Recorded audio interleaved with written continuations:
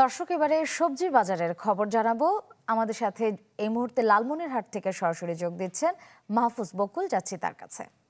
বকুল, সবজি বাজারে এখন সবজির সরবরাহ কেমন দেখছেন এবং দরদাম সম্পর্কে বিস্তারিত জানাবেন।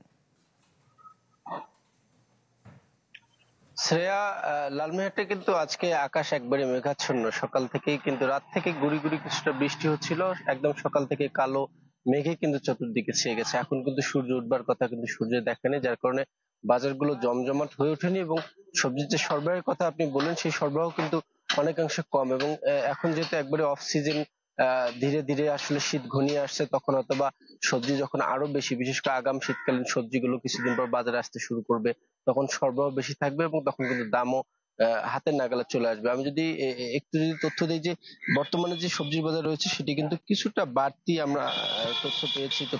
খোঁজ খবর নিয়ে যেটুকু পেয়েছি যে কিছু সবজি আসলে বাড়তি দাম দেখা গেছে এবং পাশাপাশি বেশ কয়েকদিন থেকে টানা বৃষ্টি, বন্যা সব মিলিয়ে আসলে কৃষকদের যে ফসল সেগুলো আসলে ঠিক মতো বাজারে আসছে না, পাইকাররা ঠিক মতো আসলে বাজার করতে পারছেন না। Furniture just smarter, JMG furniture.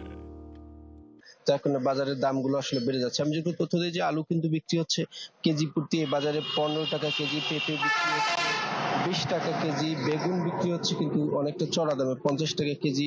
মরিচ যেহেতু একবারে আমদানি নির্ভর, বাংলাদেশে আসলে খুব কম পরিমাণ উৎপাদন হয়, এই অঞ্চলে যদিও উৎপাদন হয়।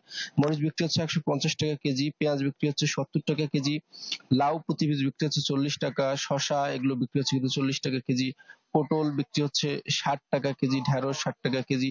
পাশাপাশি বিভিন্ন যে ধরনের শাক রয়েছে, বিভিন্ন আটি প্রকারভেদে, ছোট বড় প্রকারভেদে কিন্তু 20, 25, 30 টাকা দরে কিন্তু বিক্রি হচ্ছে এবং কিছুটা বাড়তি দাম কিন্তু লক্ষ্য করা যাচ্ছে।